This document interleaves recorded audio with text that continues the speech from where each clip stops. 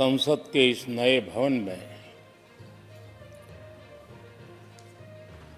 जब आदरणीय राष्ट्रपति जी हम सबको संबोधित करने के लिए आई और जिस गौरव और सम्मान के साथ सेंगोल पूरे प्रोसेशन का नेतृत्व कर रहा है और हम सब उसके पीछे पीछे चल रहे थे। नए सदन में ये नई परंपरा भारत के आजादी के उस पवित्र पल का प्रतिबिंब जब साक्षी बनता है तो लोकतंत्र की गरिमा कई गुना ऊपर चली जाती है।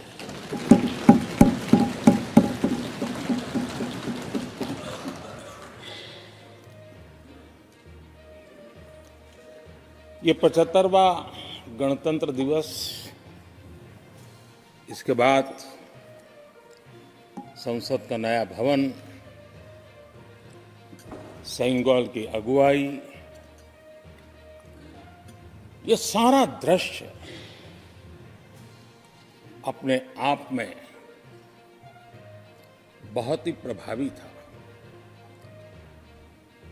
मैं जब वहां से पूरे कार्यक्रम को मैं भागीदारी कर रहा था, यहाँ से तो उतना हमें भव्यता नजर नहीं आती है, लेकिन वहाँ सब मैंने देखा कि वाकई नए सदन में इस गरिमावान उपस्थिति में राष्ट्रपति, उपराष्ट्रपति जी और आप, हम सब के मन को प्रभावित करने वाला वो दृश्य हमेशा हमेशा याद है।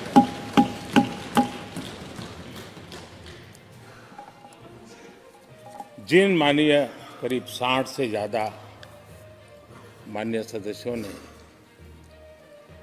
राष्ट्रपति जी के आभार प्रस्ताव पर अपने अपने विचार रखे हैं, मैं विनम्रता के साथ अपने अपने विचार व्यक्त करने वाले सभी अपने माननीय सांसदगण का आभार व्यक्त करता हूँ। मैं विशेष रूप से विपक्ष ने जो संकल्प लिया है उसकी सराहना करता हूं। उनके भाषण के एक एक बात से मेरा और देश का विश्वास पक्का हो गया है कि इन्होंने लंबे अरसे तक वहां रहने का संकल्प ले लिया।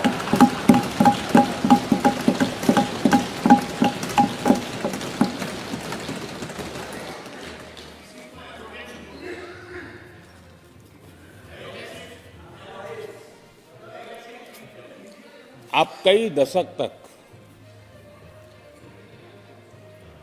जैसे यहां बैठे थे वैसे ही कई दशक तक वहां बैठने का आपका संकल्प,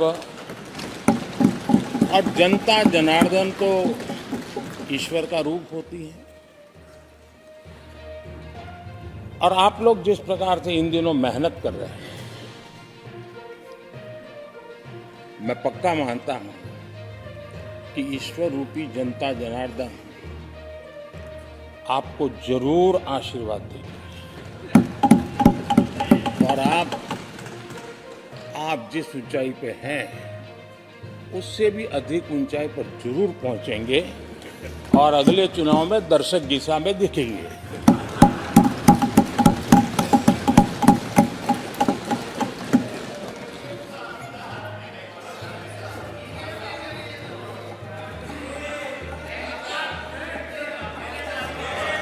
अधीर रंजन जी, इस बार आपने आपका कॉन्ट्रैक्ट उनको दे दिया है क्या?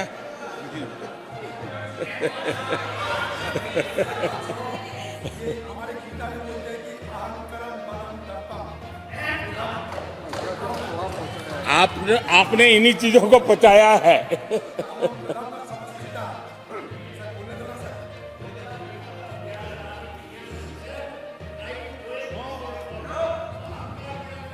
आदरणीय अध्यक्ष महोदय,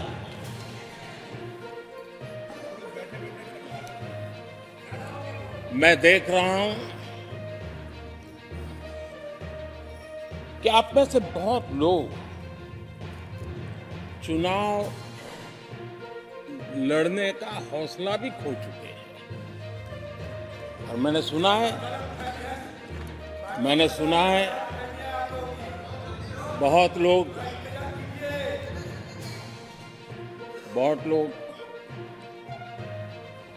पिछली बार भी सीट बदली, इस बार भी कुछ सीट बदलने के फिराक में हैं। और मैंने सुना है बहुत लोग अब लोकसभा के बजाय राज्यसभा में जाना चाहते हैं। तो स्थितियों का आकलन करके वो अपना अपना रास्ता ढूंढ रहे हैं। आदरणीय अध्यक्ष जी, राष्ट्रपति का भाषण एक प्रकार से तथ्यों के आधार पर, हकीकतों के आधार पर एक बहुत बड़ा दस्तावेज है जो देश के सामने राष्ट्रपति जी ने प्रस्तुत किया।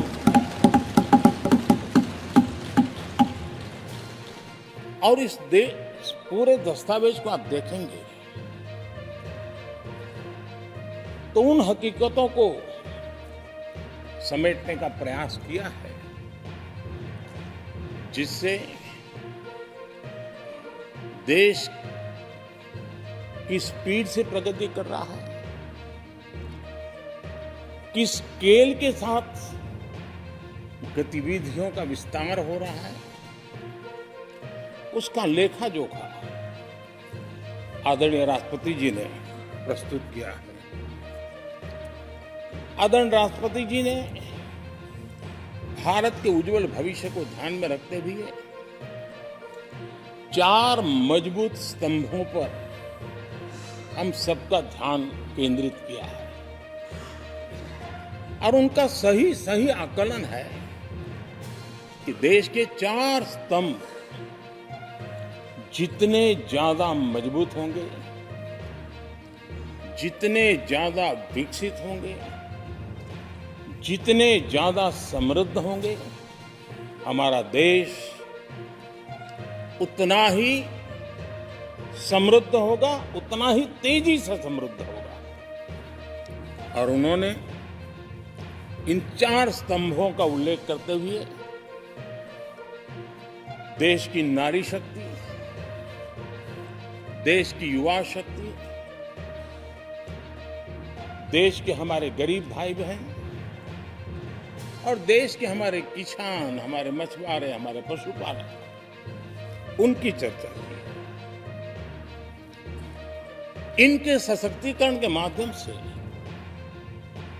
राष्ट्र के विकसित भारत के लक्ष्य को प्राप्त करने की जो राह है, उसका स्पष्ट दिशा निर्देश आदरणीय राष्ट्रपति जी ने कहा है। अच्छा हो सकता है आपके यहाँ फिशरमैन माइनॉरिटी के ना हो सकता है आपके यहाँ पशुपालक माइनॉरिटी के ना हो सकता है किसान आपके यहाँ माइनॉरिटी के ना हो सकता है महिलाएं आपके यहाँ माइनॉरिटी में ना हो सकता है कि आपके यहाँ युवा में माइनॉरिटी। क्या हो गया है दादा?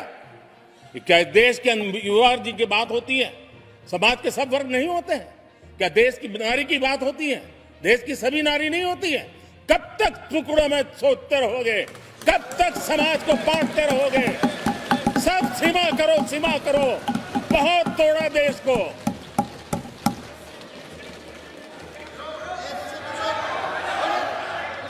आदरणीय अध्यक्ष जी, अच्छा होता कि जाते जाते तो कम से कम इस चर्चा के दरमियान कुछ सकारात्मक बातें होती, कुछ सकारात्मक सुझाव आते। लेकिन हर बार की तरह आप सब साथियों ने देश को बहुत निराश किया, क्योंकि आपकी सोच की मर्यादा देश समझ पा रहा है। उसको बार बार दर्द होता है कि ये दशा है इनकी, क्योंकि सोचने की मर्यादा इतनी है। आदरणीय अध्यक्ष जी, नेता तो बदल गए, लेकिन टेप रिकॉर्डर वही बज रही है, वही बातें, कोई नई बात आती नहीं, और पुरानी ढपली और पुराना राग वही चलता रहता है आपका। चुनाव का वर्ष था, थोड़ी मेहनत करते, कुछ नया निकाल करके लाते, जनता को जरा संदेश दे पाते, उसमें भी फेल गए आप। चलिए, ये भी मैं सिखाता हूं। आदरणीय अध्यक्ष जी, आज विपक्ष की जो हालत हुई ना, इसकी सबसे दोषी कांग्रेस पार्टी है।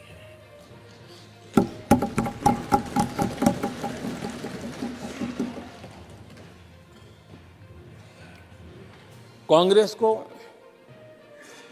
एक अच्छा विपक्ष बनने का बहुत बड़ा अवसर मिला, और 10 साल कम नहीं होते, लेकिन 10 साल में उस दायित्व को निभाने में भी वे पूरी तरह विफल गए। और जब खुद विफल हो गए तो विपक्ष में और भी होनहार लोग हैं, उनको भी उभरने नहीं दिया, क्योंकि फिर मामला और गड़बड़ हो जाए। इसलिए हर बार यही करते रहे कि और भी विपक्षी जो तेजस्वी लोग हैं उनको दबा दिया जाए। हाउस में कई यंग हमारे माननीय सांसदगण हैं, उत्साह भी उमंग भी है, लेकिन अगर वो बोलें, उनकी छवि उभर जाए, तो शायद किसी की छवि बहुत दब जाए। उस चिंता में इस यंग जनरेशन को मौका न मिले, हाउस को ही चलने नहीं दिए गए। यानी एक प्रकार से इतना बड़ा नुकसान कर दिया है, खुद का भी, विपक्ष का भी, संसद का भी और देश का भी। और इसलिए, और मैं हमेशा चाहता हूं कि देश को एक स्वस्थ अच्छे विपक्ष की बहुत जरूरत है।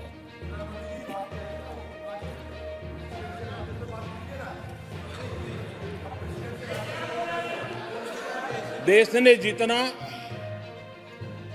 परिवारवाद का खामियाजा उठाया है, और उसका खामियाजा खुद कांग्रेस ने भी उठाया है। वजीर बाबू की हालत हम देख रहे हैं, वरना ये समय था संसद में रहने का, लेकिन परिवारवाद की सेवा तो करनी पड़ती है।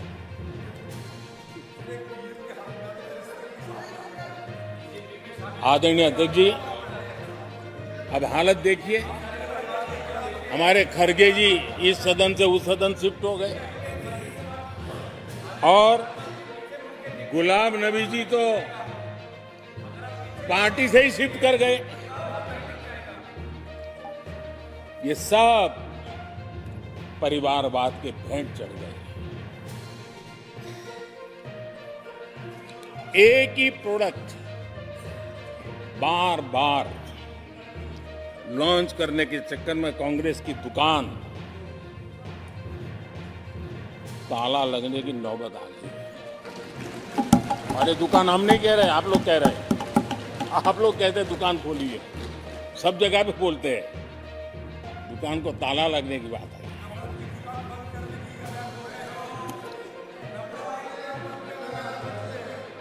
यहां हमारे दादा अपनी आदत छोड़ नहीं पाते हैं, वो वहां से बैठे बैठे कमेंट कर रहे हैं परिवारवाद की। मैं जरा समझा देता हूं, माफ करना अध्यक्ष महोदय, मैं जरा समय ले रहा हूं। हम किस परिवारवाद की चर्चा करें?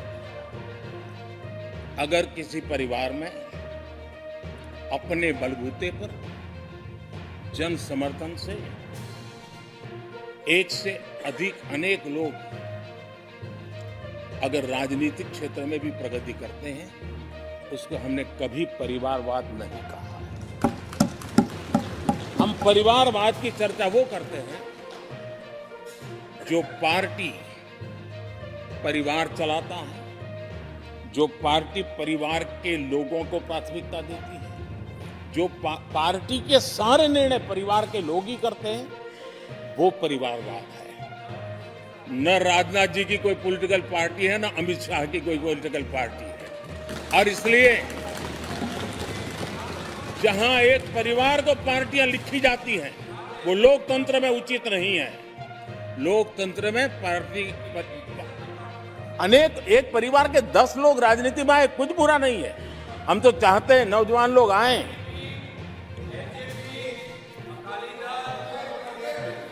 हम भी चाहते हैं ये इसकी चर्चा करिए।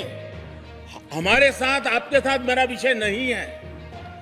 देश के लोकतंत्र के लिए परिवारवादी राजनीति, पारिवारिक पार्टियों की राजनीति, ये हम सबकी चिंता का विषय होना चाहिए। और इसलिए मैं किसी परिवार के 2 लोग अगर प्रगति करते हैं, उसको तो मैं स्वागत करूंगा। 10 लोग प्रगति करें, मैं स्वागत करूंगा। देश में जितनी नई पीढ़ी अच्छे लोग आए, स्वागत योग्य है।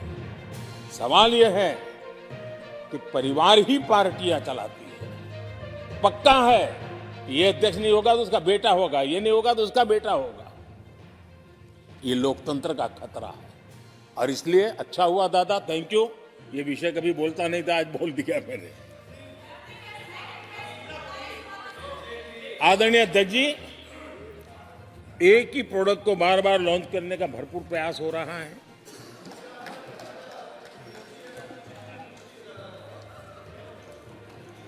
आदरणीय अध्यक्ष जी, कांग्रेस एक परिवार में उलझ गई।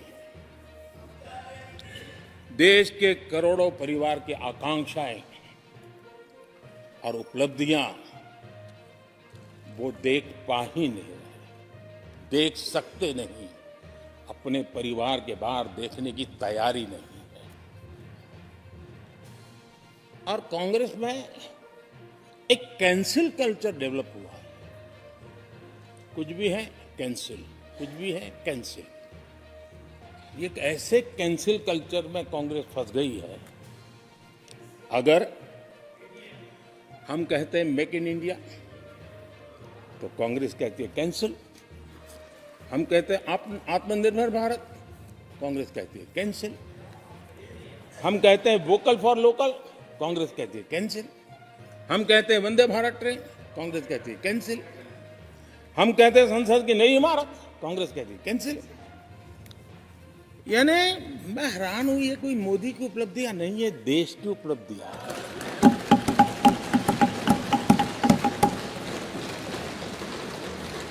इतनी नफरत कब तक पाले रखोगे? और उसके कारण देश की सफलताएं, देश के अचीवमेंट, उसको भी कैंसिल करके आप बैठ गए।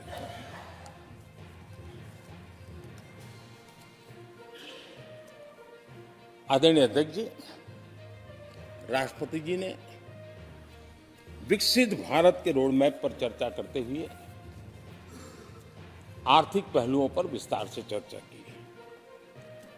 अर्थव्यवस्था के मूलभूत जो आधार है, उसके की बारीकी से चर्चा की और भारत की मजबूत अर्थव्यवस्था को आज पूरी दुनिया सराह रही है। पूरी दुनिया उससे प्रभावित है। और जब विश्व संकट से गुजर रहा है, तब तो उनको और ज्यादा अच्छा लगता है। G20 समिट के अंदर सारे देश ने देखा है कि पूरा विश्व भारत के लिए क्या सोचता है, क्या कहता है, क्या आशा करता है।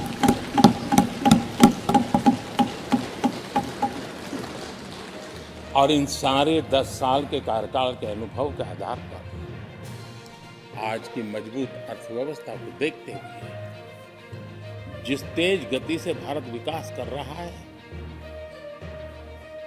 उसकी बारीकियों को जानते हुए मैं विश्वास से कहता हूं, और इसीलिए मैंने कहा है कि हमारे तीसरे टर्म में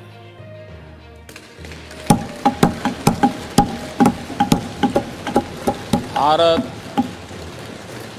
दुनिया की तीसरी बड़ी आर्थिक ताकत बनेगा।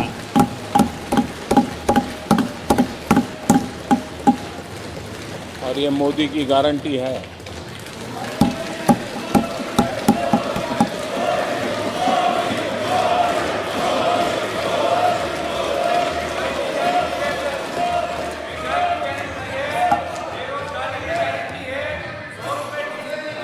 माननीय अध्यक्ष जी, इनको पहले मौका नहीं दिया था क्या?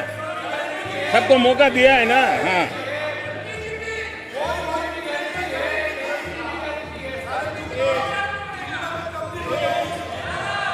आदरणीय अध्यक्ष जी,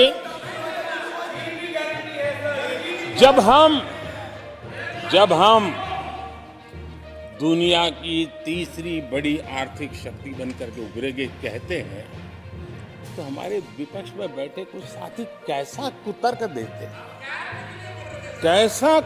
देते हैं। वो कहते हैं इसमें क्या है, ये तो अपने आप हो जाएगा। क्या कमाल है आप लोगों की। मोदी का क्या है, ये तो अपने आप हो जाएगी। मैं जरा सरकार की भूमिका क्या होती है इस सदन के माध्यम से देश को और विशेष करके देश के युवा मन को बताना चाहता हूं, देश की युवा शक्तियों को बताना चाहता हूं कि होता कैसे है और सरकार की भूमिका क्या होती है। आदरणीय अध्यक्ष जी, 10 साल पहले 2014 में फरवरी महीने में जो इंटरिम बजट आया था, उस समय कौन लोग बैठे थे आपको तो मालूम ही है, देश को ही मालूम है। जो 10 साल पहले इंटरिम बजट आया था, उसे पेश करते समय उस समय के वित्त मंत्री ने जो कहा था, मैं उसको कोट कर रहा हूं, और एक एक शब्द बड़ा मूल्यवान है। जब आप लोग कहते हैं ना, ये तो अपने आप तीसरे नंबर पर जा ही जाएगा, ऐसा कहते हैं, उनको जरा समझना चाहिए। ये उन्होंने क्या कहा था, I now wish to look forward and outline a vision for the future. Vision for the future. पूरे ब्रह्मांड के सबसे बड़े अर्थशास्त्री बोल रहे थे। I now wish to look forward and outline a vision for the future. आगे कहते हैं, I wonder how many have noted the fact that India's economy, in terms of the size of its GDP, is the 11th largest in the world. यानी 2014 में 11 number पहुंचने पर क्या गौरवगान होता था। आज 5 पर पहुंच गए और आपको क्या हो गया, क्या हो गया। आदरणीय अध्यक्ष जी, आदरणीय अध्यक्ष जी, आदरणीय अध्यक्ष जी, आदरणीय अध्यक्ष जी, आदरणीय अध्यक्ष जी, आदरणीय अध्यक्ष जी, मैं आगे पढ़ रहा हूं। गोगोई जी, थैंक यू, आपने अच्छा कहा। मैं आगे पढ़ रहा हूं, ध्यान से सुनिए साथियों, ध्यान से सुनिए। उन्होंने कहा था is the 11th largest in the world. बड़ा गौरव का बात था। There are great things in the store. आगे वो कह रहे हैं, there are great things in store. फिर आगे कहते हैं, there is a well argued view that in the next 3 decades, India's nominal GDP will take the country to the 3rd rank after the US and China. उस समय ये ब्रह्मांड के बड़े अर्थशास्त्री कह रहे थे कि तीसरे नंबर पर 30 साल में हम पहुंच जाएंगे। 30 साल। और फिर कहा था ये मेरा विजन, जो मैं मनमोहन सिंह नहीं थे उस वक्त, मनमोहन सिंह नहीं थे। बहुत लोग हैं जो ये ख्यालों में रहते हैं वो ब्रह्मांड के सबसे बड़ी अर्थशास्त्री है। ये लोग 2014 में कह रहे हैं और विजन क्या देखते हैं 2044 यानी 2044 तक तीसरी अर्थव्यवस्था की बात, ये इनकी सोच, ये इनकी मर्यादा, सपना भी देखने का सामर्थ्य खो चुके थे लोग। संकल्प तो दूर की बात थी,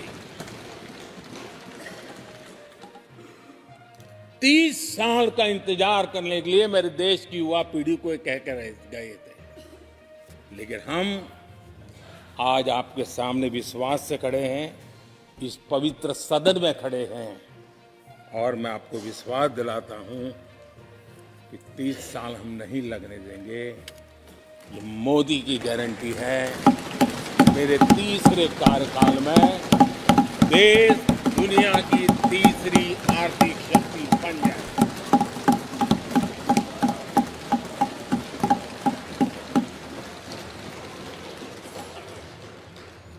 कैसे लक्ष्य रखते थे, उनकी सोच कहां तक जाती थी, दया आती है। और आप लोग 11 नंबर पे बड़ा गर्व कर रहे थे, अब 5 नंबर पहुंचा दिए जी। लेकिन अगर 11 पर पहुंचने से आपको खुशी होती थी, तो 5 नंबर पहुंचने पर भी खुशी होनी चाहिए। देश 5 नंबर पे पहुंच जाए, आपको खुशी होनी चाहिए। इस बीमारी में फंसे पड़े हो। आदरणीय अध्यक्ष जी, भाजपा सरकार की काम करने की स्पीड, हमारे लक्ष्य कितने बड़े होते हैं, हमारा हौसला कितना बड़ा होता है, तो आज पूरी दुनिया देख रही है।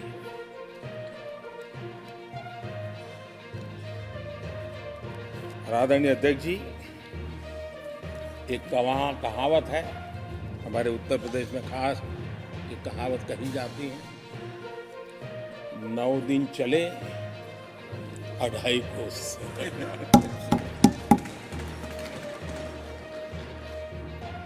और मुझे लगता है कि ये कहावत पूरी तरह कांग्रेस को परिभाषित कर देती है। ये कांग्रेस की सुस्त रफ्तार, कांग्रेस की सुस्त रफ्तार का कोई मुकाबला नहीं। आज देश में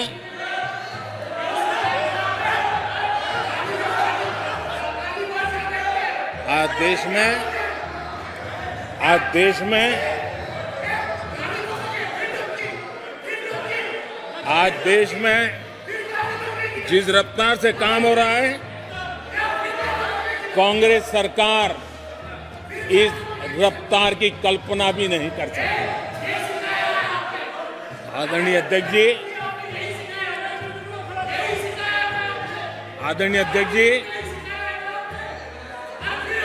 शहरी गरीबों के लिए हमने 400 घर हमने गरीबों के लिए, आदरणीय अध्यक्ष जी, हमने गरीबों के लिए 4 करोड़ घर बनाए।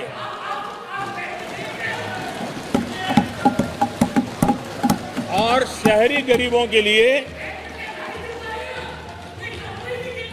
80 लाख पक्के मकान शहरी गरीबों के लिए बने।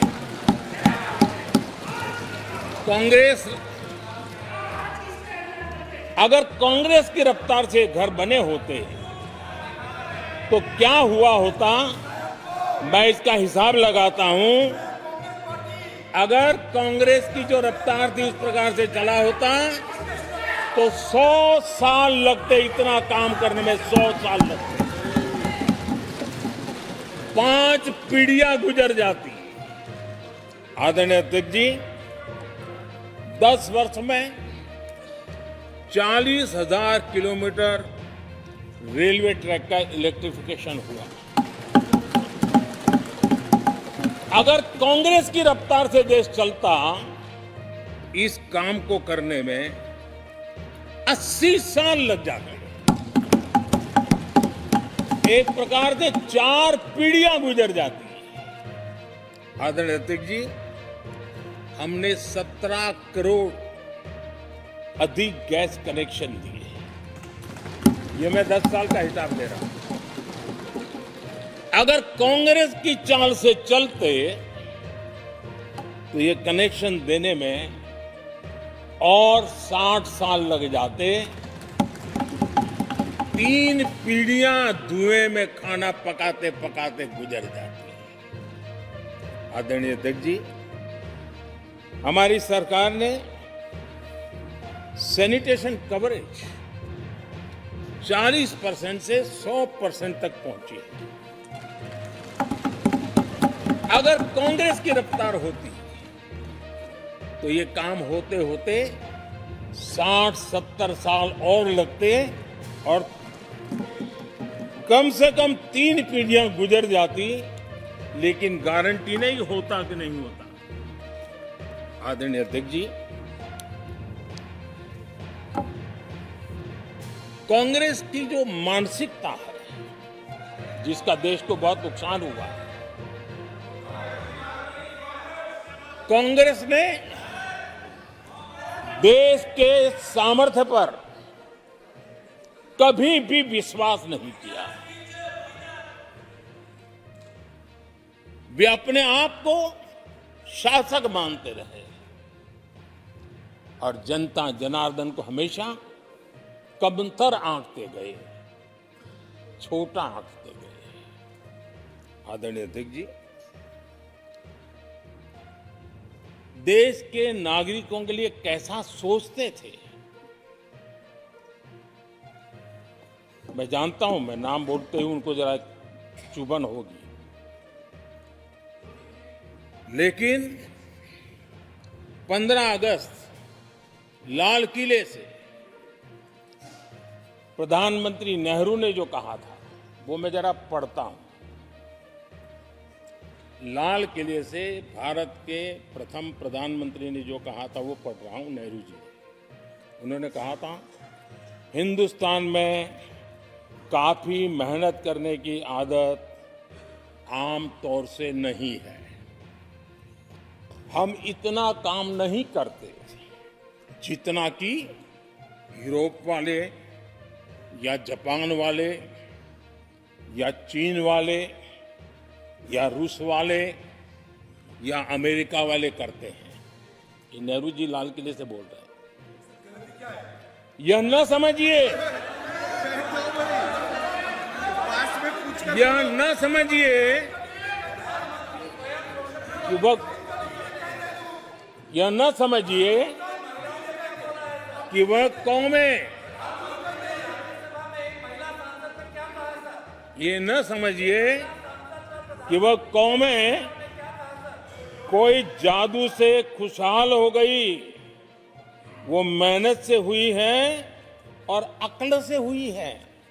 ये उनको सर्टिफिकेट दे रहे हैं, भारत के लोगों को नीचा दिखा रहे हैं। यानी नेहरू जी की भारतीयों के प्रति सोच थी कि भारतीय आलसी है। नेहरू जी की भारतीयों के लिए सोच थी कि भारतीय कम अक्ल के लोग होते हैं। और आदरणीय अध्यक्ष जी, इंदिरा जी की सोच भी उससे ज्यादा अलग नहीं थी। इंदिरा जी ने जो लाल किले से 15 अगस्त को कहा था,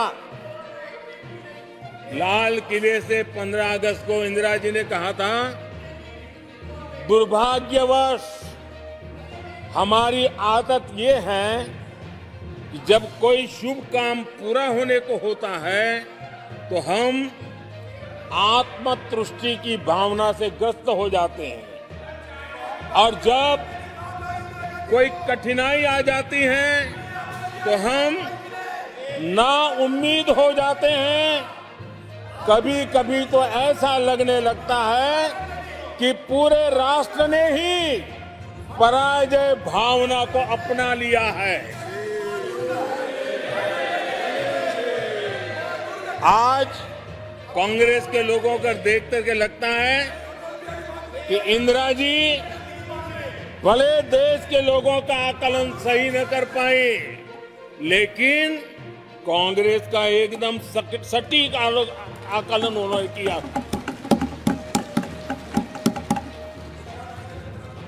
कांग्रेस के शाही परिवार के लोग मेरे देश के लोगों को ऐसा ही समझते थे, उनके विषय में ऐसे ही थे।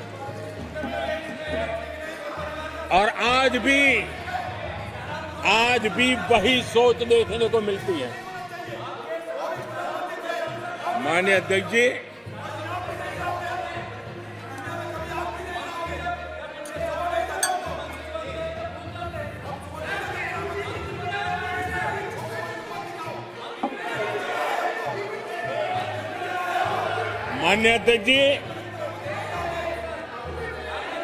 कांग्रेस का विश्वास हमेशा सिर्फ एक परिवार पर रहा। एक परिवार के आगे वो न कुछ सोच सकते हैं, न कुछ देख सकते हैं। कुछ दिन पहले भानुमति का कुनबा जोड़ा,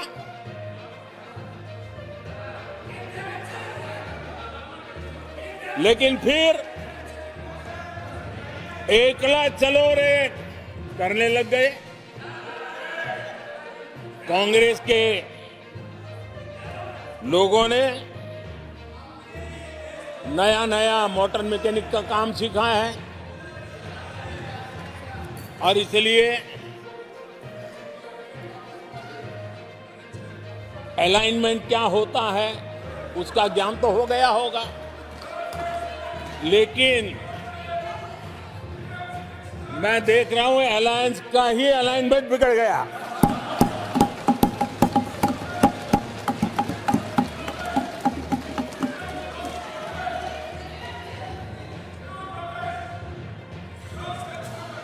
इनको अपने इस कुनबे में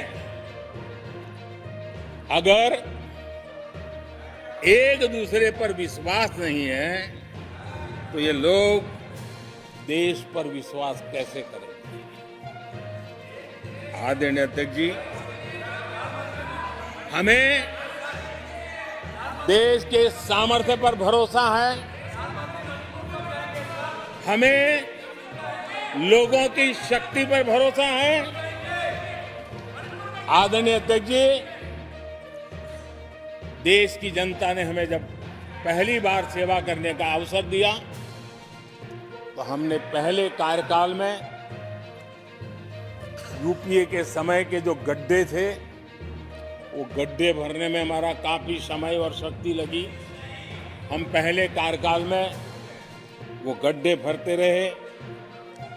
हमने दूसरे कार्यकाल में नए भारत की नींव रखी और तीसरे कार्यकाल में हम विकसित भारत को निर्माण को नई गति देंगे। आदरणीय अध्यक्ष जी, पहले कार्यकाल में हमने स्वच्छ भारत, उज्ज्वला,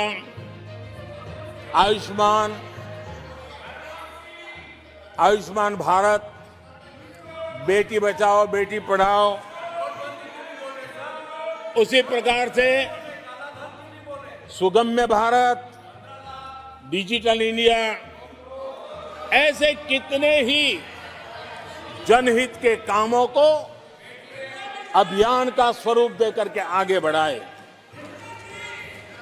टैक्स व्यवस्था आसान हो, इसके लिए जीएसटी जैसे निर्णय लिए और हमारे इन कामों को देख करके जनता ने भरपूर समर्थन दिया। जनता ने बहुत आशीर्वाद दिए, पहले से भी ज्यादा आशीर्वाद दिए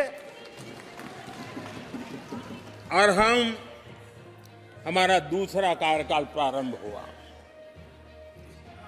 दूसरा कार्यकाल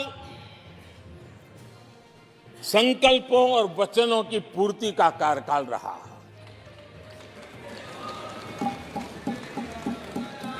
जिन उपलब्धियों का देश लंबे समय से इंतजार कर रहा था, वो सारे काम हमने दूसरे कार्यकाल में पूरे होते देखे। हम सब ने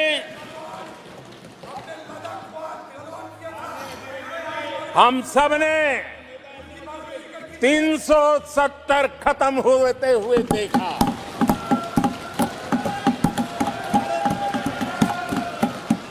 इन्हीं माननीय सांसदों के आंखों के सामने और उनके वोट की ताकत से 370 गया।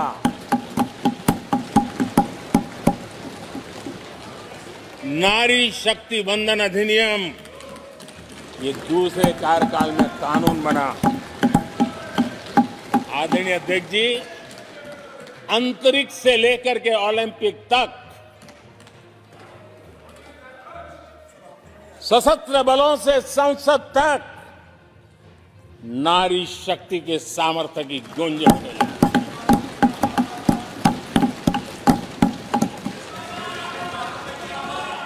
ये नारी शक्ति के सशक्तिकरण को आज देश ने देखा है। आदरणीय अध्यक्ष जी, उत्तर से दक्षिण तक, पूरब से पश्चिम तक लोगों ने दशकों से अटकी भटकी लटकी योजनाओं को समयबद्ध तरीके से पूरे होते हुए देखे। आदरणीय अध्यक्ष जी, अंग्रेजी शासन के पुराने दंड प्रधान कानूनों से हम प्लीज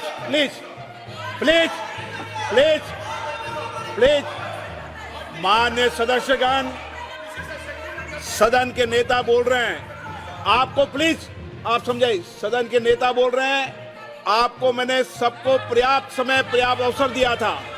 यह तरीका गलत है, यह हमें मर्यादा बना के रखना पड़ेगा। प्लीज बैठे बैठे कोई टिप्पणी नहीं करेगा। Please please please please no, गलत तरीका, गलत तरीका। माननीय प्रधानमंत्री जी,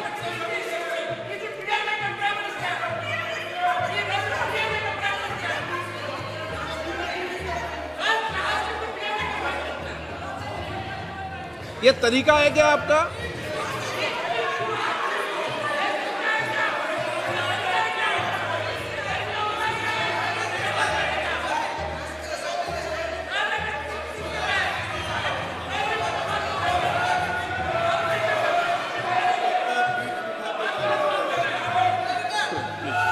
प्लीज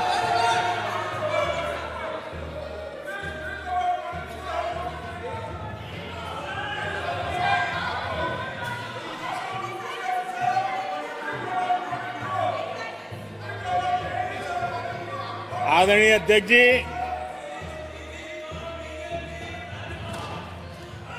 अंग्रेजी शासन के पुराने कानून जो दंड प्रधान थे, उन दंड प्रधानों से के कानूनों से हट करके हमने न्याय संहिता तक प्रगति की।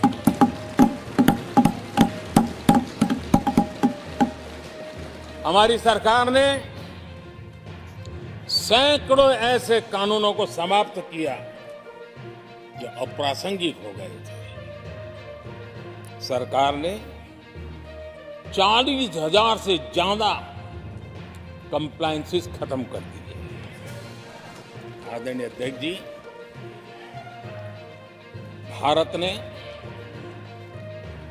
अमृत भारत और नमो भारत ट्रेनों से भविष्य की उन्नति के सपने देखे।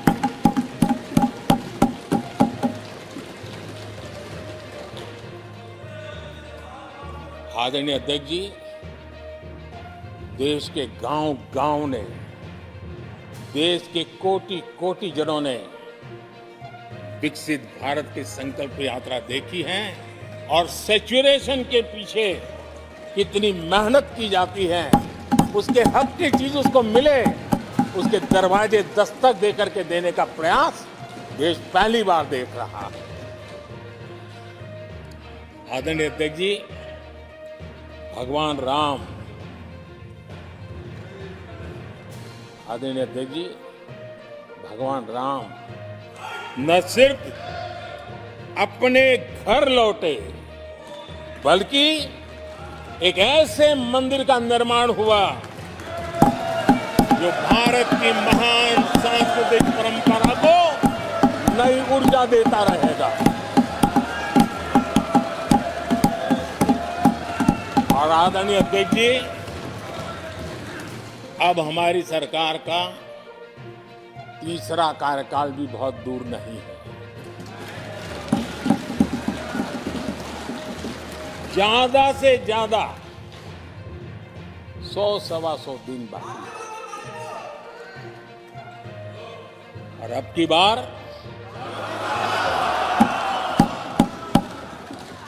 पूरा देश कह रहा है, अब की बार खड़गे जी भी कह रहे हैं। लेकिन अध्यक्ष जी, मैं आमतौर पर ये आंकड़े के चक्कर में नहीं पड़ता, लेकिन मैं देख रहा हूं देश का मिजाज एनडीए को तो 400 पार कर ही के रहेगा, लेकिन भारतीय जनता पार्टी को 370 सीट अवश्य देगा।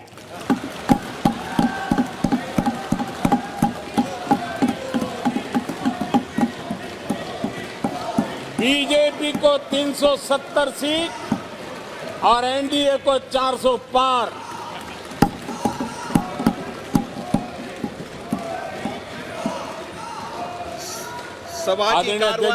सभा की कार्रवाई इस विषय की समाप्ति तक बढ़ा दी जाए। आदरणीय अध्यक्ष जी, हमारा तीसरा कार्यकाल बहुत बड़े फैसलों का होगा।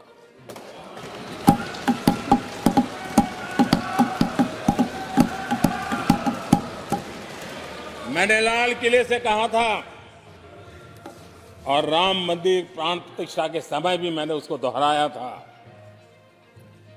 मैंने कहा था, देश को अगले 1000 वर्षों तक समृद्ध और सिद्धि के शिखर पर देखना चाहिए। तीसरा कार्यकाल अगले 1000 वर्षों के लिए एक मजबूत नींव रखने का कार्यकाल होगा।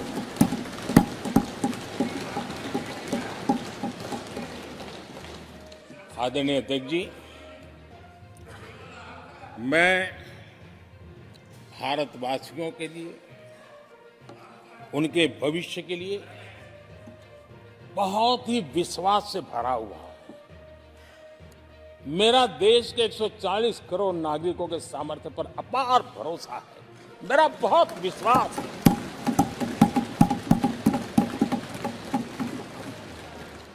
10 वर्षों में 25 करोड़ लोग गरीबी से बाहर आए, ये सामर्थ्य दिखाता है।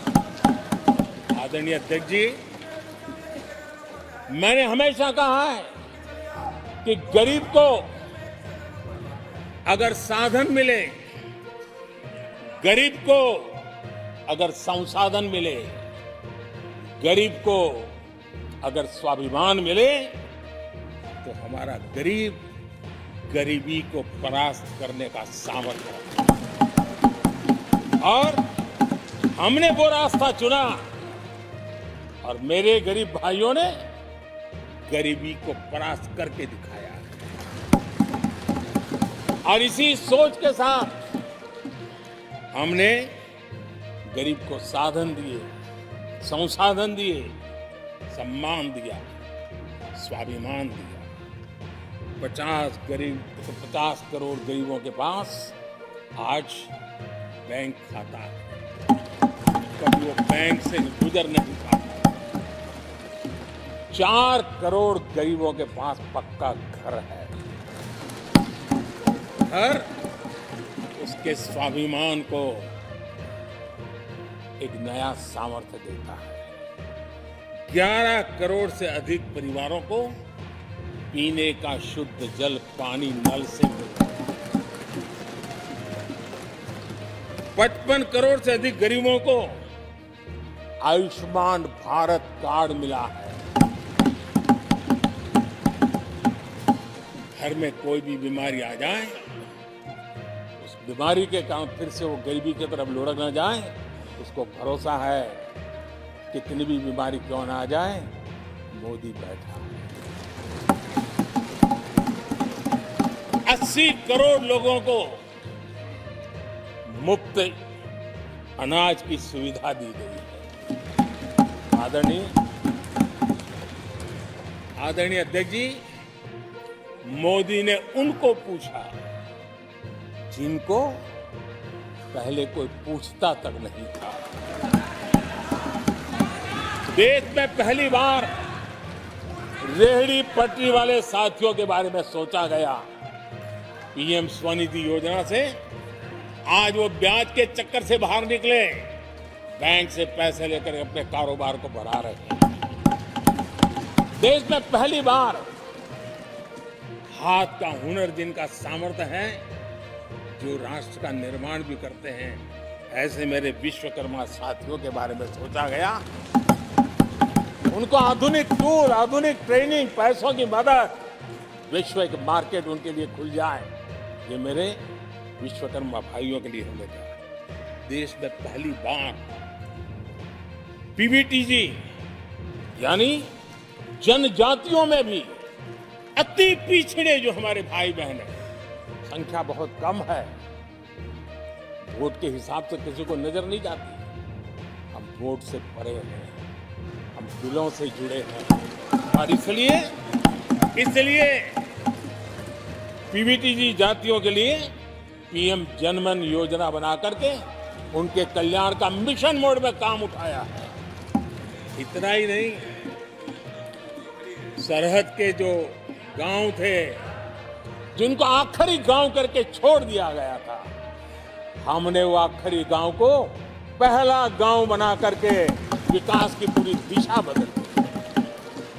आदरणीय अध्यक्ष जी, मैं जब बार बार मिलेट्स की वकालत करता, मिलेट्स की दुनिया के अंदर जाकर के चर्चा करता, G20 के देशों को लोगों के सामने गर्व के साथ मिलेट्स परोसता हूं, इसके पीछे मेरे दिल में 3 करोड़ से ज्यादा मेरे छोटे किसान हैं जो मिलेट्स की खेती करते हैं।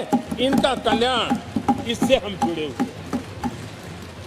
आदरणीय अध्यक्ष जी, जब मैं वोकल फॉर लोकल की बात करता हूं, जब मैं मेक इन इंडिया की बात करता हूं, तब मैं करोड़ों गृह उद्योग, लघु उद्योग, कुटीर उद्योग, उससे जुड़े हुए मेरे लाखों परिवारों के साथ उनके कल्याण के लिए सोचता हूं।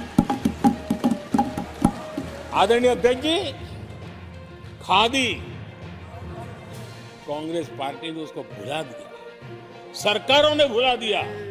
आज मैं खादी के ताकत देने में सफलतापूर्वक आगे बढ़ा हूं, क्योंकि खादी के साथ, हैंडलूम के साथ करोड़ों बुनकरों की जिंदगी लगी हुई है। मैं उनके कल्याण को देखता हूं। आदरणीय अध्यक्ष जी, हमारी सरकार हर कोने में गरीबी को निकालने के लिए, गरीब को समृद्ध बनाने के लिए अनेक विविध प्रयासों को कर रही है। जिनके लिए वोट बैंक ही था, उनके लिए उनका कल्याण संभव नहीं था। हमारे लिए उनका कल्याण राष्ट्र का कल्याण है और इसलिए हम उसी रास्ते पर चल पड़े। आदरणीय अध्यक्ष जी, कांग्रेस पार्टी ने, यूपीए सरकार ने ओबीसी समुदाय के साथ भी कोई न्याय नहीं किया, अन्याय किया। इन लोगों ने ओबीसी नेताओं का अपमान करने में कोई कोर कसर नहीं छोड़ी है। कुछ दिन पहले जब कर्पूरी ठाकुर जी को भारत रत्न दिया, हमने वो सम्मान किया। लेकिन याद करिए, उस कर्पूरी ठाकुर अति पिछड़े समाज से ओबीसी समाज के उस महापुरुष के साथ क्या व्यवहार हुआ था, किस प्रकार से उनके सब जुल्म के। 1970 में बिहार के मुख्यमंत्री बने तो उनको पद से हटाने के लिए कैसे कैसे खेल खेले गए थे। उनकी सरकार अस्थिर करने के लिए क्या कुछ नहीं किया गया था। आदरणीय अध्यक्ष जी, कांग्रेस को अति पिछड़ा व्यक्ति बर्दाश्त नहीं हुआ था। 1987 में जब कांग्रेस के पास पूरे देश में उनका झंडा फहरता था, सत्ता ही सत्ता थी, तब उन्होंने कर्पूरी ठाकुर को प्रतिपक्ष के नेता के रूप में स्वीकार करने से मना कर दिया। और कारण क्या दिया? वो संविधान का सम्मान नहीं कर सकते। जिस कर्पूरी ठाकुर ने पूरा जीवन लोकतंत्र के सिद्धांतों के लिए, संविधान की मर्यादाओं के लिए खपा दिया, उनका अपमान करने का काम कांग्रेस पार्टी ने किया था। आदरणीय अध्यक्ष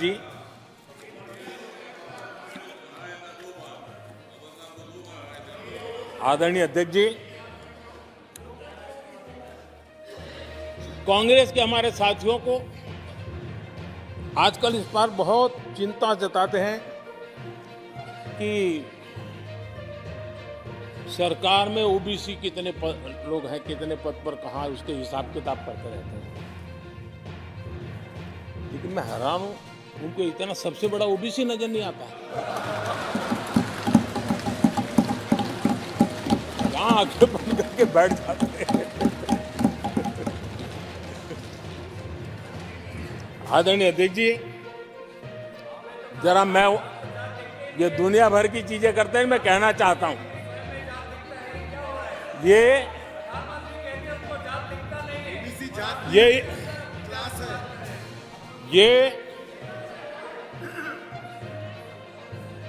यूपीए के समय एक एक्स्ट्रा कॉन्स्टिट्यूशनल बॉडी बनाई गई थी, जिसके सामने सरकार की कुछ नहीं चलती थी। नेशनल एडवाइजरी काउंसिल, जरा कोई निकाल करके देखे इसमें क्या कोई ओबीसी था क्या? जरा निकाल के देखिए। इतनी बड़ी बड़ी पावरफुल बॉडी बनाई थी और वो तो अपॉइंट कर रहे थे। आदरणीय अध्यक्ष जी, पिछले 10 वर्षों में नारी शक्ति के सशक्तिकरण को लेकर के अनेक विध कदम उठाए गए। नारी के नेतृत्व में समाज के सशक्तिकरण पर काम किया गया है। आदरणीय अध्यक्ष जी, अब देश की बेटी, हिंदुस्तान में कोई ऐसा सेक्टर नहीं है जहां देश की बेटियों के लिए दरवाजे बंद हो।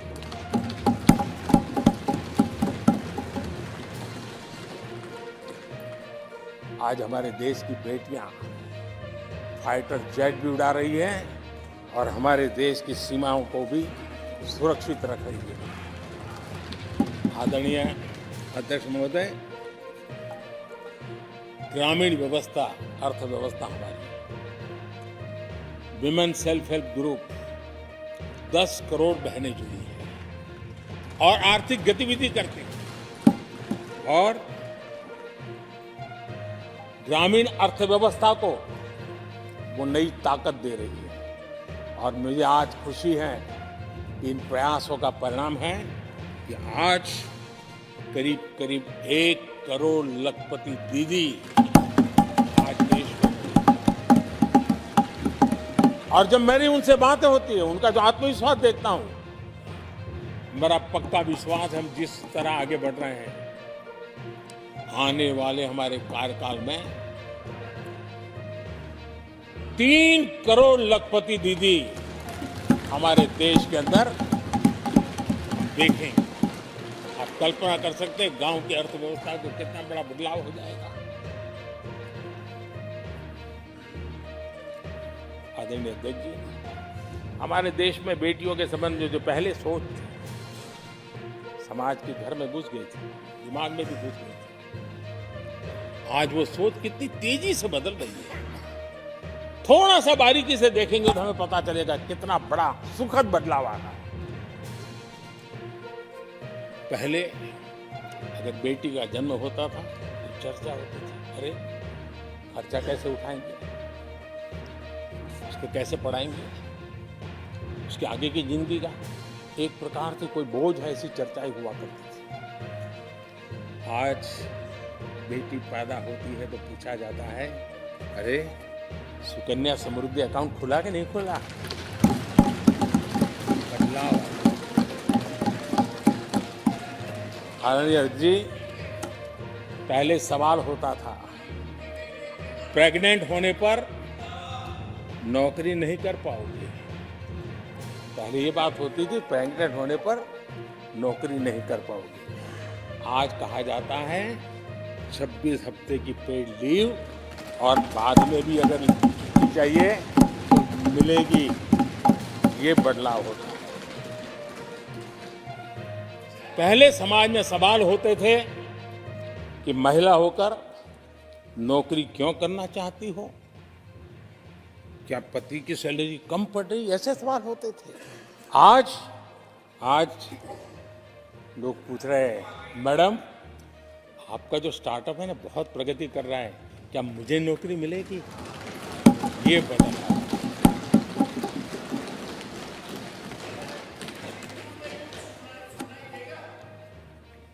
आदरणीय अध्यक्ष जी, एक समय था जब सवाल पूछा जाता था कि बेटी की उम्र बढ़ रही है, शादी कब करोगे। बेटी की उम्र बढ़ रही है, शादी कब करोगे। आज पूछा जाता है, बेटी पर्सनल और प्रोफेशनल दोनों कामों को संतुलित कितना बढ़िया करती हो, कैसे करती हो।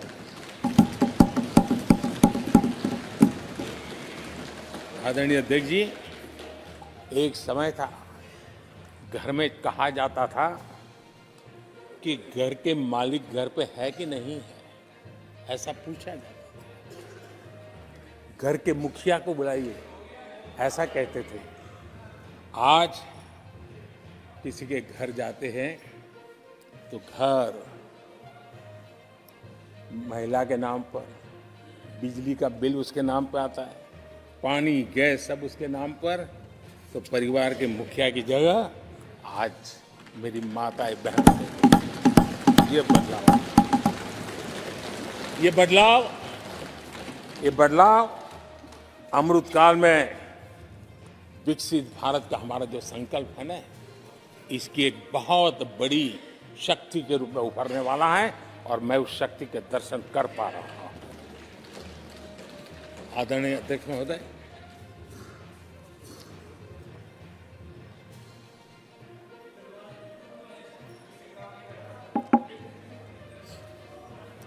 किसानों के लिए आंसू बहाने की आदत मैंने बहुत देखी है।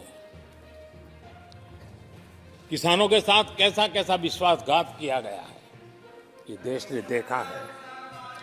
कांग्रेस के समय कृषि के लिए कुल वार्षिक बजट होता था 25,000 करोड़ रुपया। आदरणीय अध्यक्ष जी, हमारी सरकार का बजट है 1.25 लाख करोड़ रुपया। आदरणीय अध्यक्ष जी, कांग्रेस ने अपने 10 साल के कार्यकाल में 7 लाख करोड़ रुपया का धान और गेहूं किसानों से खरीदा था। हमने 10 वर्ष में करीब 18 लाख करोड़ का धान गेहूं। कांग्रेस सरकार ने दलहन और तिलहन की खरीदी नाम मात्र कभी कहीं की हो तो की हो, हमने 1.25 करोड़ रुपए से भी अधिक का दलहन और तिलहन खरीद किया है। हमारे कांग्रेस के साथियों ने पीएम किसान सम्मान निधि का मड़ा उड़ाया, और जब मैंने मेरी पहली टर्म में ये योजना शुरू की थी तो मुझे याद है कि झूठा नैरेटिव की जो फैशन चल पड़ी है, गांव में जाके कहा जाता था कि देखिए ये मोदी के पैसे मत लेना,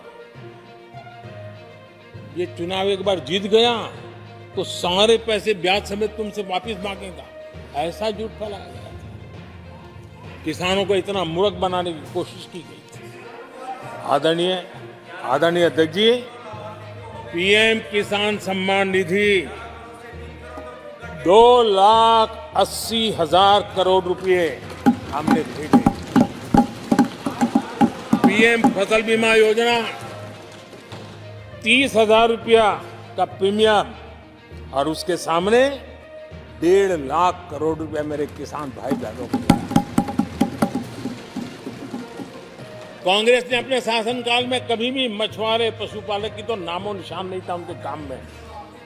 पहली बार इस देश में मछुआरों के लिए अलग मंत्रालय बना, पशुपालन के लिए अलग मंत्रालय। पहली बार पशुपालक को, मछुआरों को किसान क्रेडिट कार्ड दिया गया ताकि कम ब्याज से उसको बैंक से पैसा मिल सके, वो अपना कारोबार बढ़ा सके। किसान और मछुआरों की चिंता सिर्फ जानवरों की नहीं होती, जिंदगी का एक महत्वपूर्ण हिस्सा है।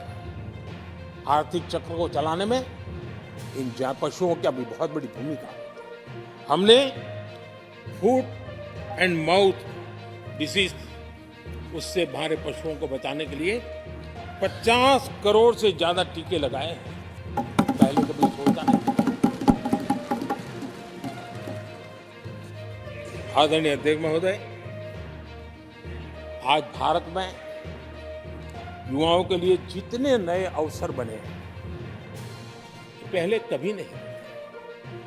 आज पूरी वोकेबलरी बदल गई है। शब्द पूरे जो पहले कभी सुनने को नहीं मिलते थे, वो बोलचाल के सहज दुनिया में शब्द आ चुके हैं। आज चारों तरफ स्टार्टअप की दुनिया है, यूनिकॉर्न्स चर्चा में है। आज डिजिटल क्रिएटर्स एक बहुत बड़ा वर्ग हमारे सामने है। आज गिग इकोनॉमी की चर्चा हो रही है। ये युवाओं के जुबान पर ये नए भारत की नई वोकेबलरी है, ये नई आर्थिक साम्राज्य की नए परिवेश है, नई पहचान है। ये सेक्टर युवाओं के लिए रोजगार के लाखों नए अवसर बना रहे हैं। 2014 से पहले डिजिटल इकोनॉमी की साइज ना के बराबर, बहुत ज्यादा उसकी चर्चा भी नहीं थी। आज भारत दुनिया की डिजिटल इकोनॉमी है, अग्रणी है। लाखों युवा इससे जुड़े हैं, और आने वाले समय में ये डिजिटल इंडिया मूवमेंट जो है वो देश के नौजवानों के लिए अनेक अवसर, अनेक रोजगार, अनेक प्रोफेशंस के लिए अवसर लेकर के आने वाला है। आदरणीय अध्यक्ष जी, आज Bharat made in India phone दुनिया में पहुंच रहे हैं। दुनिया में हम नंबर 2 बन गए हैं। और एक तरफ सस्ता मोबाइल प्राप्त हुआ है और दूसरी तरफ सस्ता डेटा। इन दोनों ने एक बहुत बड़ा रिवॉल्यूशन लाया है देश में, और दुनिया में हम जिस कीमत पे आज हमारे नौजवानों को ये प्राप्त करवा रहे हैं, सबसे कम कीमत पर करवा रहे हैं, और वो एक कारण बना है। आज मेड इन इंडिया अभियान, रिकॉर्ड मैन्युफैक्चरिंग, रिकॉर्ड एक्सपोर्ट, यह देश देख रहा है। आदरणीय जी, ये सारे काम हमारे नौजवानों के लिए सबसे ज्यादा रोजगार लाने वाले काम हैं, सबसे ज्यादा रोजगार के अवसर पैदा करेंगे। आदरणीय अध्यक्ष महोदय, 10 वर्ष में टूरिज्म सेक्टर में अभूतपूर्व उछाल आया है। हमारे देश में ये ग्रोथ और टूरिज्म सेक्टर ऐसा है जिसमें कम से कम पूंजी निवेश में अधिक से अधिक लोगों को रोजगार देने वाला अवसर है और सामान्य से सामान्य व्यक्ति को भी ये रोजगार देने वाला अवसर है। स्वरोजगार की सबसे ज्यादा संभावनाएं वाला टूरिज्म क्षेत्र है। 10 वर्ष में एयरपोर्ट 2 गुने बने। भारत सिर्फ एयरपोर्ट बने ऐसा नहीं है, भारत दुनिया का तीसरा बड़ा डोमेस्टिक एविएशन सेक्टर बना, दुनिया के तीसरे बड़े। हम सबको खुशी होनी चाहिए। भारत की जो एयरलाइंस कंपनियां हैं उन्होंने 1000 नए एयरक्राफ्ट के ऑर्डर दिए। देश में 1000 नए एयरक्राफ्ट, और जब इतने सारे हवाई जहाज ऑपरेट होंगे, सारे एयरपोर्ट कितने धमधमते होंगे, कितने पायलट्स की जरूरत पड़ेगी, कितने हमें क्रू मेंबर चाहिए, कितने इंजीनियर चाहिए, कितने ग्राउंड सर्विस के लिए लोग चाहिए। यानी रोजगारी के नए नए क्षेत्र खुलते जा रहे हैं। एविएशन सेक्टर भारत के लिए एक बहुत बड़ा नया अवसर बनकर के आया है। आदरणीय अध्यक्ष जी, हमारी कोशिश नहीं है कि इकोनॉमी को हम फॉर्मलाइज करने की दिशा में मजबूती से कदम उठाएं। युवाओं को नौकरी भी मिले, सोशल सिक्योरिटी भी मिले। इन दोनों को लेकर के और आपने जिन बातों के आधार पर हम निर्णय करते हैं और देश में भी माना जाता है, वो एक होता है डाटा ईपीएफओ का। ईपीएफओ में जो रजिस्ट्रेशन होता है 10 साल में करीब 18 करोड़ नए सब्सक्राइबर आए, और वो तो सीधा पैसों से जुड़ा खेल होता है, उसमें फर्जी नाम नहीं होते। मुद्रा लोन पाने वालों में 8 करोड़ लोग ऐसे हैं जिन्होंने जीवन में पहली बार कारोबार अपना शुरू किया है, बिजनेस। और जब मुद्रा लोन लेता है तो खुद तो रोजगारी पाता है, 1 या 2 और लोगों को भी रोजगारी देता है, तो उसका काम ऐसा होता है। हमने लाखों स्ट्रीट वेंडर्स को सपोर्ट किया है।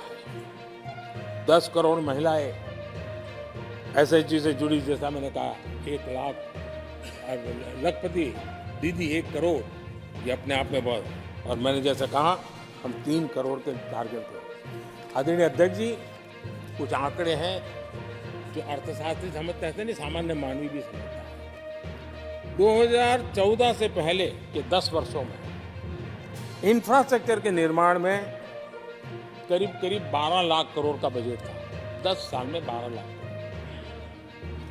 बीते 10 वर्षों में इंफ्रास्ट्रक्चर निर्माण के अंदर बजट 44 लाख करोड़, 44 लाख करोड़।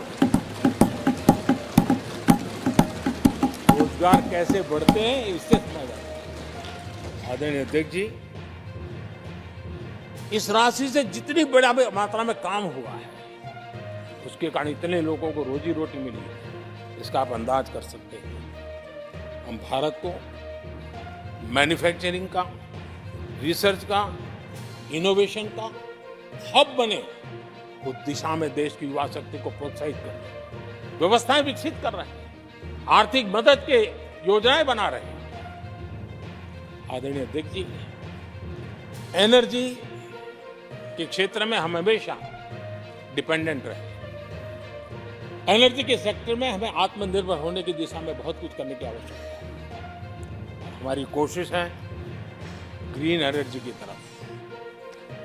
हाइड्रोजन को लेकर के हम बहुत बड़ी मात्रा में आगे बढ़ रहे हैं, उसमें अभूतपूर्व निवेश। उसी प्रकार से दूसरा क्षेत्र है जिसमें भारत को लीड लेनी होगी, वो है सेमीकंडक्टर। पिछली सरकारों ने जितने प्रयास किए लेकिन सफलता नहीं मिली। अब हम जिस स्थिति में पहुंचे हैं, मैं विश्वास से कहता हूं कि हमारे 3 दशक खराब भले हो गए, लेकिन आने वाला समय हमारा है।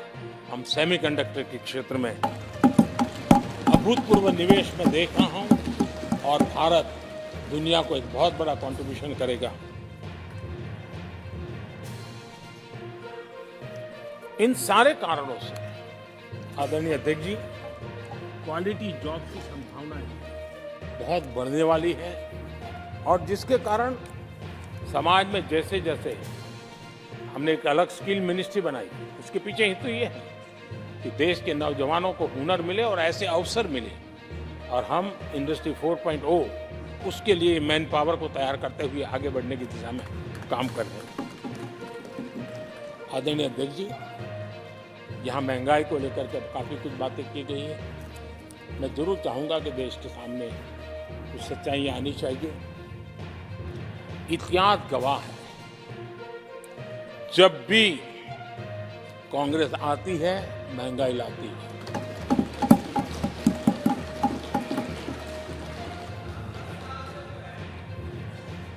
मैं कुछ वक्तव्य इस सदन में आज कहना चाहता हूं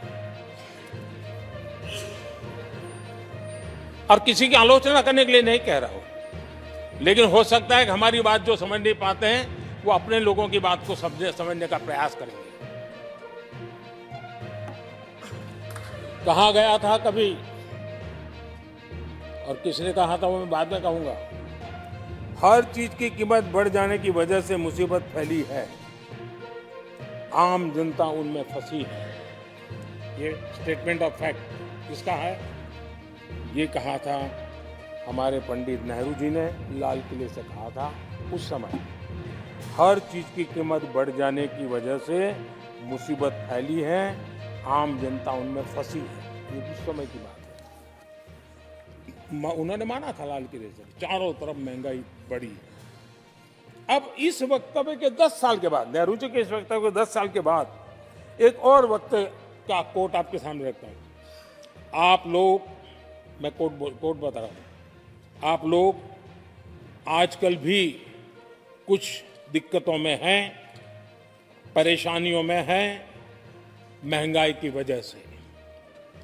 कुछ तो लाचारी है, पूरी तौर से काबू की बात नहीं हो पा रही हमारे इस समय में, हालांकि वो काबू में आएगी। 10 साल के बाद भी महंगाई के यही गीत कहे गए थे और ये किसने कहा था? फिर से ये नेहरू जी ने कहा था, उन्हीं के कार्यकाल में। तब देश का पीएम रहते उन्होंने 12 साल हो चुके थे, लेकिन हर बार महंगाई कंट्रोल में नहीं आ रही है, महंगाई के कारण आपको मुसीबत हो रही है, इसी के गीत गाते रहे थे। आदरणीय अध्यक्ष जी, अब मैं एक और भाषण का हिस्सा पढ़ रहा हूं। जब देश आगे बढ़ता है तो कुछ हद तक कीमतें भी बढ़ती हैं। हमको ये भी देखना है कि जो भी आवश्यक वस्तु हैं उनकी कीमत को कैसे थामें। ये किसने कहा था? इंदिरा गांधी जी ने कहा था। 1974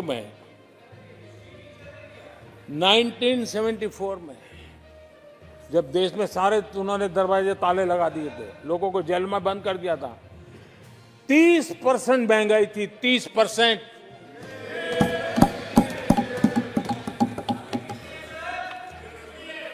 आदरणीय अध्यक्ष जी,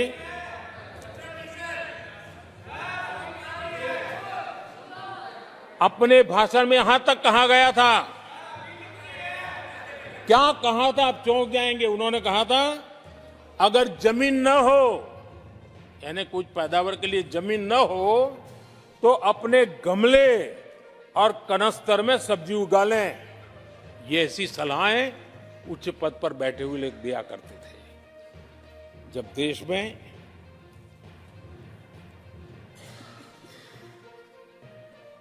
महंगाई को लेकर के 2 गाने सुपरहिट हुए थे हमारे देश में, घर घर गाए जाते थे। एक महंगाई मार गई और दूसरा महंगाई डायन खाए जा, डायन खाए जा था। और ये दोनों गाने कांग्रेस के शासनकाल में आए। आदरणीय अध्यक्ष जी, यूपीए के शासनकाल में महंगाई डबल डिजिट में थी, डबल डिजिट में महंगाई थी, इसको नकार नहीं सकते हैं। और यूपी का सरकार का तर्क क्या था जी? असंवेदनशीलता। ये कहा गया था कि महंगी आइसक्रीम खा सकते हो तो महंगाई का रोना क्यों रो रहे हो, ये कहा गया था, ये कहा गया था। जब भी कांग्रेस आई है उसने महंगाई को ही मजबूत किया। आदरणीय अध्यक्ष जी, हमारी सरकार ने महंगाई को लगातार नियंत्रण में रखा है। दो दो युद्ध के बावजूद और 100 साल में आए सबसे बड़े संकट के बावजूद महंगाई नियंत्रण में है और हम कर पाए हैं।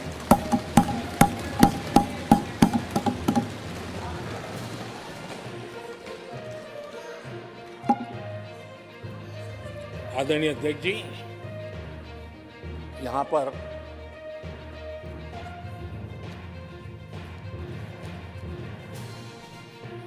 बहुत गुस्सा व्यक्त किया गया। जितना हो सका उतने कठोर शब्द में गुस्सा व्यक्त किया गया। उनका दर्द मैं समझता हूं,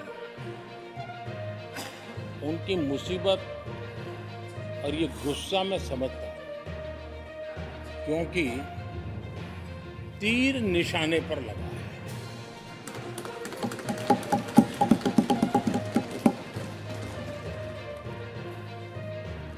भ्रष्टाचार पर एजेंसियां एक्शन ले रही हैं, उसको लेकर भी इतना गुस्सा, क्या क्या शब्दों का प्रयोग किया जा रहा है। आदरणीय अध्यक्ष जी, 10 साल पहले हमारे सदन में, पार्लियामेंट में क्या चर्चा होती थी? सदन का पूरा समय घोटालों की चर्चा पर जाता था, भ्रष्टाचार की चर्चा पर जाता था, लगातार एक्शन की डिमांड होती थी। सदन यही मांग करता रहता था, एक्शन लो, एक्शन लो, एक्शन लो। वो कालखंड देश ने देखा है, चारों तरफ भ्रष्टाचार की खबर रोज रोज। और आज जब भ्रष्टाचारियों पर एक्शन लिया जा रहा है तो लोग उनका समर्थन में हंगामा करते हैं। आदरणीय अध्यक्ष जी, इनके समय में एजेंसियों का सिर्फ और सिर्फ राजनीतिक उपयोग के लिए उपयोग किया जाता था, बाकी उनको कोई काम करने नहीं दिया जाता था। अब आप देखिए उनके कालखंड में क्या हुआ। पीएमएलए एक्ट के तहत हमने पहले के मुकाबले 2 गुने से अधिक केस दर्ज किए। कांग्रेस के समय में ईडी ने 5,000 करोड़ रुपए की संपत्ति जब्त की। हमारे कार्यकाल में ईडी ने 1 लाख करोड़ रुपए की संपत्ति की। देश का लूटा हुआ माल देना ही पड़ेगा। और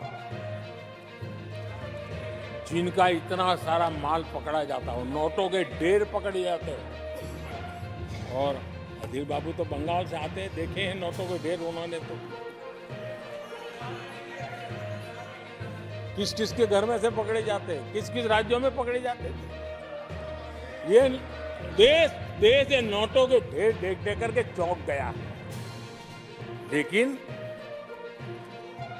अब जनता को आप मूर्ख नहीं बना सकते। जनता देख रही है कि किस प्रकार से यूपीए सरकार में जो भ्रष्टाचार की बातें होती थी उसका टोटल 10-15 लाख करोड़ का रहा है, चर्चा होती थी।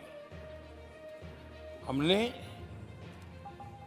लाखों करोड़ के घोटाले तो अटकाए, लेकिन उन सारे पैसों को गरीबों के काम लगा दिया, गरीबों के कल्याण के लिए। अब बिचौलियों के लिए गरीबों को लूटना बहुत मुश्किल हो गया है। Direct benefit transfer, Jan Dhan account, Aadhaar, mobile, उसकी ताकत हमने पहचानी है। 30 लाख करोड़ रुपए से ज्यादा रकम हमने लोगों के खाते में सीधी पहुंचाई। और अगर कांग्रेस के एक प्रधानमंत्री ने कहा था कि 1 रुपया भेजते हैं 15 पैसे पहुंचते हैं, अगर उस हिसाब से मैं देखूं तो हम जो 30 लाख भेजे हैं, अगर उनका जमाना होता तो कितना रुपया कहां चला जाता, इसका हिसाब लगाइए।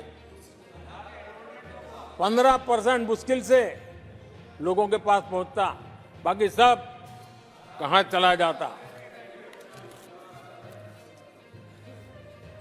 आदरणीय अध्यक्ष जी, हमने 10 करोड़ फर्जी नाम हटाए हैं। अभी लोग पूछते हैं पहले इतना आंकड़ा था, क्यों कम हुआ?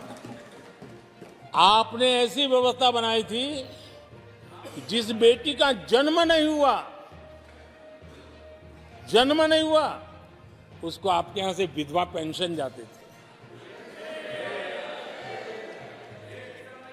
और ऐसे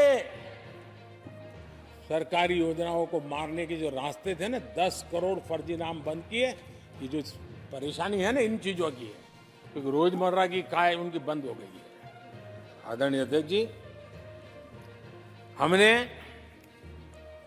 ये फर्जी नामों को हटाने से करीब करीब 3 लाख करोड़ रुपया फर्जी हाथों में जाने से बचाया, गलत हाथों में जाने से बचाया। देश के टैक्स पेयर का पाई पाई बचाना और सही काम में लगाना, इसके लिए हमने जीवन खपा रखे हैं। आदरणीय अध्यक्ष जी, सभी राजनीतिक दलों को भी सोचने की जरूरत है और समाज में भी जो लोग बैठे हैं उनको देखने की जरूरत है। आज देश का दुर्भाग्य है, पहले तो क्लासरूम में भी कोई अगर चोरी करता था, किसी की कॉपी करता था, तो वो भी 10 दिन तक अपना मुंह किसी को दिखाता नहीं था। आज जो भ्रष्टाचार के आरोप जिन पे सिद्ध हो चुके हैं, जो जेलों में समय निकाल करके पैरोल पर आए, आज वॉशिंग मशीन से भी बड़ा कंधे पे लेकर के महिमा मंडन कर रहे हैं ऐसे चोरों का सार्वजनिक जीवन में। कहां ले जाना चाहते हो देश को? जो सजा हो चुकी है, मैं ये तो समझता हूं कि आरोप जो है उनके लिए तो आप सोच सकते हैं, लेकिन जो गुनाह सिद्ध हो चुका है, जो सजा काट चुके हैं, जो सजा काट रहे हैं, ऐसे लोगों का महिमा मंडन करते हुए कौन सा कल्चर और देश की भावी पीढ़ी को क्या प्रेरणा देना चाहते हो आप? कौन से रास्ते और ऐसी कौन सी आपकी मजबूरी है?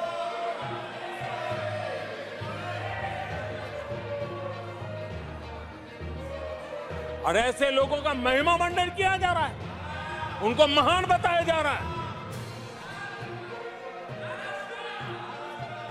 जहां संविधान का राज है, जहां लोकतंत्र है, माननीय अध्यक्ष जी, ऐसी बातें लंबी नहीं चल सकती हैं। ये लोग लिख करके रखे हैं, ये जो महिमा मंडन का काम चल रहा है उनका, वो अपने ही खात्मे की चिट्ठी पे सिग्नेचर कर रहे हैं।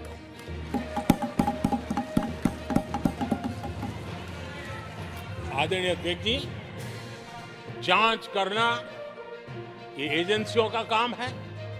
एजेंसियां स्वतंत्र होती हैं और संविधान ने उनको स्वतंत्र रखा हुआ है, और जज करने का काम न्यायाधीश का है। जज करने का काम न्यायाधीश का है और वो अपना काम कर रहे हैं। और अध्यक्ष जी, मैं इस पवित्र सदन में फिर से दोहराना चाहूंगा, जिसको जितना जुल्म मुझ पर करना है कर ले, मेरी भ्रष्टाचार के खिलाफ लड़ाई चलती रहेगी। जिसने देश को लूटा है उनको लौटाना पड़ेगा, जिन्होंने देश को लूटा है उनको लौटाना पड़ेगा। ये मैं देश को इस सदन की पवित्र जगह से वादा करता हूं। जिसको जो आरोप लगाना है लगा लें, लेकिन देश को लूटने नहीं दिया जाएगा और जो लूटा है वो लौटाना पड़ेगा। आदरणीय अध्यक्ष जी, देश सुरक्षा और शांति का एहसास कर रहा है। देश पिछले 10 वर्ष की तुलना में सुरक्षा के क्षेत्र में देश आज वाकई सशक्त हुआ है। आतंकवाद, नक्सलवाद एक छोटे दायरे में अब सिमटा हुआ है।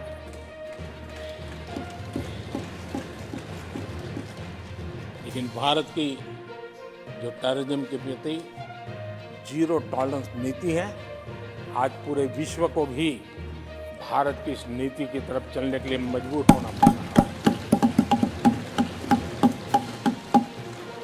भारत की सेनाएं सीमाओं से लेकर के समंदर तक अपने सामर्थ्य को लेकर के आज भी इत्तेफाक है। हमें हमारी सेना के पराक्रम पर गर्व होना चाहिए। हम कितना ही उनके मोरल तोड़ने की कोशिश करें, मुझे मेरी सेना पर भरोसा है। मैंने उनके सामर्थ्य को देखा है। कुछ राजनेता सेना के लिए हल्के फुल्के शब्द बोल दें, इससे मेरे देश की सेना डिमोरलाइज होगी। ये सपनों में कोई रहते तो निकल जाए। देश के मूड को वो खत्म नहीं कर सकते, और किसी के एजेंट बन करके इस प्रकार की भाषा अगर कहीं से भी उठती है, देश कभी स्वीकार नहीं कर सकता। और जो खुलेआम देश में अलग देश बनाने की वकालत करते हैं,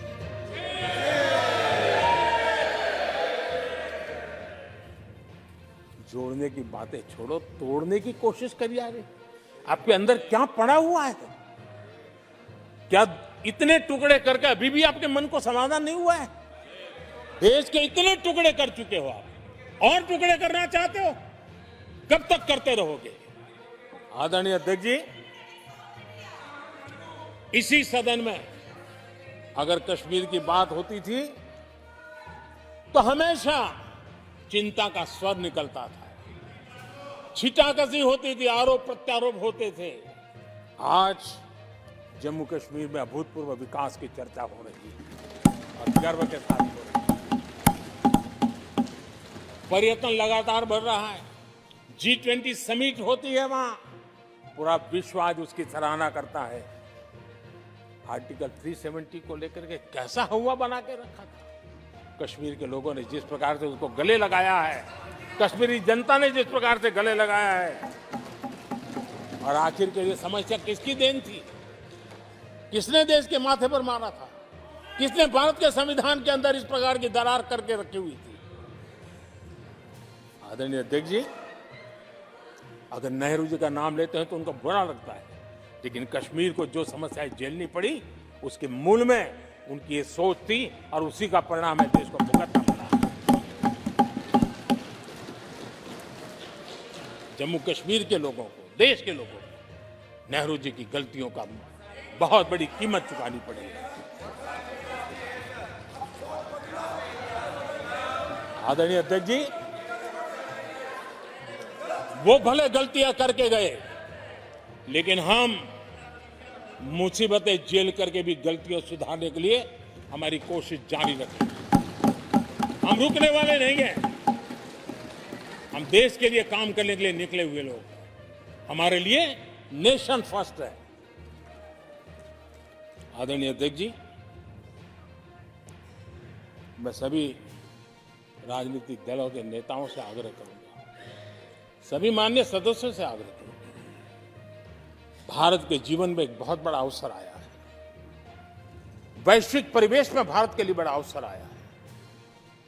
एक नए आत्मविश्वास के साथ आगे बढ़ने का अवसर आया है। राजनीति की अपनी जगह पे होती है, आरोप प्रत्यारोप अपनी जगह पर होता है, लेकिन देश से बढ़कर कुछ नहीं होता है। और इसलिए आइए मैं निमंत्रण देता हूं आपको, कंधे से कंधा मिलाकर के हम देश के निर्माण के लिए आगे बढ़ेंगे। राजनीति में किसी भी जगह पर रहते हुए भी राष्ट्र निर्माण में आगे बढ़ने में कोई रुकावट नहीं है। अब इस राह को मत छोड़िए। मैं आपका साथ मांग रहा हूं, मां भारती के कल्याण के लिए साथ मांग रहा हूं। मैं विश्व के अंदर जो अवसर आया है उस अवसर को बुलाने के लिए आपका साथ मांगता हूं। मैं आपका सहयोग चाहता हूं 140 करोड़ देशवासियों की जिंदगी को और समृद्ध बनाने के लिए और सुखी बनाने के लिए। लेकिन अगर आप साथ नहीं दे सकते और अगर आपका हाथ ईंटें फेंकने पर ही तुला हुआ है तो आप लिख करके रखिए, आपकी हर ईंट को मैं विकसित भारत की नींव मजबूत करने के लिए लगाऊंगा। आपके हर पत्थर को मैं विकसित भारत के जो सपनों को लेकर के आप चले उसकी नींव मजबूत करने के लिए मैं लगाऊंगा और देश को हम उस समृद्धि की ओर लेके जाएंगे। जितने पत्थर उछाल लीजिए, आपका हर पत्थर भारत के समृद्ध, भारत के विकसित भारत के सपने को समृद्ध बनाने के लिए हर पत्थर को मैं काम में ले लूंगा। ये भी मैं आपको विश्वास दिलाता हूं। आदरणीय अध्यक्ष जी, मैं जानता हूं साथियों की तकलीफ में जानता हूं, लेकिन वो जो कुछ भी बोलते हैं मैं दुखी नहीं होता और दुखी होना भी नहीं चाहिए, क्योंकि मैं जानता हूं ये नामदार है, हम कामदार हैं